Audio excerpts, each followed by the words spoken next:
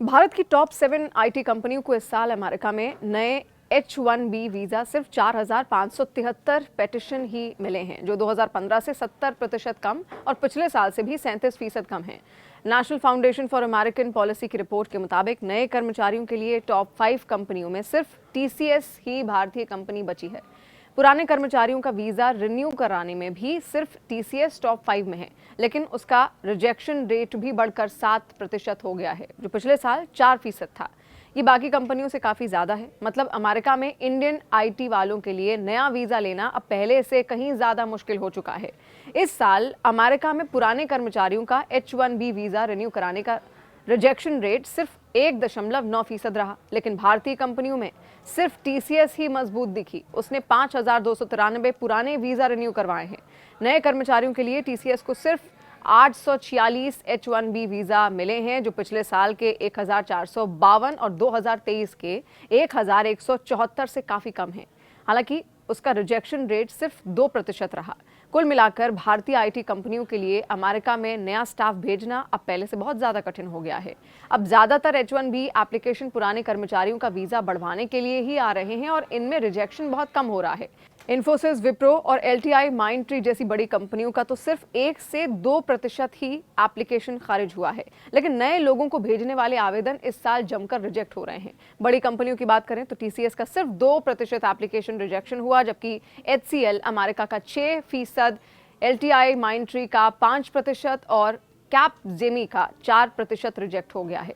एक news report के अनुसार लॉ फर्म BTG अडवाया की पार्टनर मानसी सिंह कहती हैं कि कंपनियां अब नए लोग लाने की कोशिश कम और जो पहले से अमेरिका में हैं उन्हें ग्रीन कार्ड की लंबी लाइन में रखने में ज़्यादा ध्यान दे रहे हैं। यानी H1B वीज़ा अब नई स्किल लाने का रास्ता कम ले रही है और पुराने कर्मचारियों को रोक कर रखने का जरिया ज़्यादा बनाया गया है। इस रिपोर्ट के अनुसार इमिग्रेशन प्लेटफॉर्म बियॉन्ड बॉर्डर ने बताया कि पिछले 4 साल से लगातार सॉफ्टवेयर इंजीनियर कैटेगरी में लेबर सर्टिफिकेशन स्टेज पर ही अप्रूवल कम होते जा रहे हैं।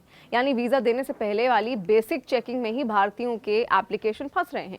कंपनी की हेड ऑफ लीगल कामिला फसांसा ये भी कहती हैं कि इतना ज़्यादा रिजेक्शन शायद इसीलिए हो रहा है क्योंकि अमेरिका अब H1B प्रोग्राम पर पहले से कहीं ज़्यादा सख्त और लंबा हो गया है, खासकर सॉफ्टवेयर इंजीनियरिंग और टेक जॉब्स के लिए। अभी तो पक्का सबूत नहीं है, लेकिन ऐसा लग रहा है कि पूरा सिस्टम ही भारतीय आईटी वालों के खिलाफ हो गया है, ये उनका कहना है। H1B वीज़ा भारतीयों के लिए अहम है क्योंकि अमेरिका में रहने वाले सारे भारतीय अमेरिकी लोगों में से पूरा 1/4 हिस्सा इन्हीं H1B वीज़ा वालों और उनके परिवारों का है। पहले ये वीज़ा भारतीय आईटी कंपनियों के लिए बहुत काम का था। TCS, इन्फोसिस, विप्रो जैसी कंपनियां इससे अपने जूनियर और मिडिल लेवल इंजीनियर्स को अमेरिकी क्लाइंट के पास काम करने भेजती थीं। अब भी अमेज़न, इसके अलावा माइक्रोसॉफ्ट जैसी अमेरिकी कंपनियां ज़्यादातर नए भारतीय टैलेंट को अमेरिका बुलाने के लिए इसी H1B रास्ते का इस्तेमाल करती हैं। ये वीज़ा भारतीय इंजीनियरों का अमेरिका जाने का सबसे बड़ा दरवाजा है। डोनाल्ड ट्रंप के द्वारा अमेरिका में H1B वीज़ा की फीस बढ़ाने के बाद भारतीय प्रोफेशनल्स के लिए हालात बुरे हो गए हैं। भारतीय आईटी प्रोफेशनल्स को वीज़ा नहीं मिल पा रहा है, उसमें दिक्कतें आ रही हैं। पिछले 1 साल में भारतीय कंपनियों के लिए ये वीज़ा 37% कम हो गए। सिर्फ 4,500 कर्मचारियों को ही मंजूरी मिली है, जो 10 सालों में अब तक सबसे कम संख्या है। USCIS के आंकड़ों से साफ है कि 2015 से आज तक कुल मंजूरियां 70% गिर चुकी हैं। ये आंकड़े सिर्फ नंबर नहीं, बल्कि उन परिवारों की कहानी भी बयां कर रहे हैं जो इंतजार में अब थक चुके हैं। आंकड़ों की बात करें तो भारत की टॉप आईटी कंपनियां जो अमेरिका में सबसे ज्यादा लोग भेजती हैं वो भी परेशान हैं। टाटा कंसल्टेंसी सर्विसेज यानी कि TCS को सबसे ज्यादा वीजा मिले, लेकिन फिर भी गिरावट साफ दिख रही है।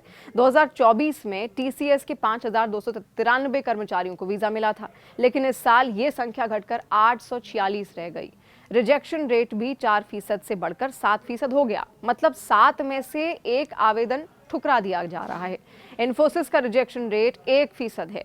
HCL अमेरिका का भी 1% है। इसके अलावा LTI, माइंडट्री का 1% और विप्रो का 2%। ये कंपनियां अब सावधानी बरत रही हैं, आवेदन कम कर दिए हैं ताकि रिजेक्शन कम से कम हो। लेकिन हकीकत यह है कि कुल मिलाकर भारतीय फर्मों को सिर्फ 4,500 H1B वीज़ा ही हाथ लगे।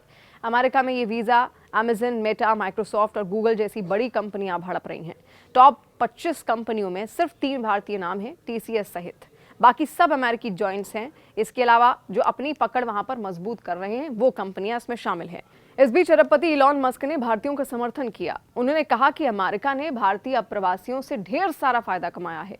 मस्क ने एक्स पोस्ट पर यह लिखा था, तकनीक और इनोवेशन के फील्ड में भारतीय टैलेंट ने अमेरिका को आगे बढ़ाया। उन्होंने ये भी जोड़ा कि वैश्विक कंपनियों के टॉप पोजीशंस पर भारतीय मूल के लोग ही बैठे हैं। ये बात ट्रंप मस्क के रिश्ते में आई दरार के बाद सामने आई थी। मस्क ने तो चुनाव में ट्रंप का साथ दिया था और सरकार में भी जगह बनाई, लेकिन H1B पर उनकी राय अलग है। मस्क का ये स्टैंड भारतीय प्रोफेशनल्स के लिए थोड़ी उम्मीद जगाता है, क्योंकि वो टेस्ला और स्पेस एक्स जैसे बिजनेस चलाते हैं जहां स्किल्ड वर्कर्स की जरूरत पड़ती है। कुल मिलाकर ये नीतियां भारतीय IT सेक्टर को झटका दे रही हैं। कंपनियां अब लोकल हायरिंग पर जोर दे रही हैं, लेकिन वो भी आसान नहीं है।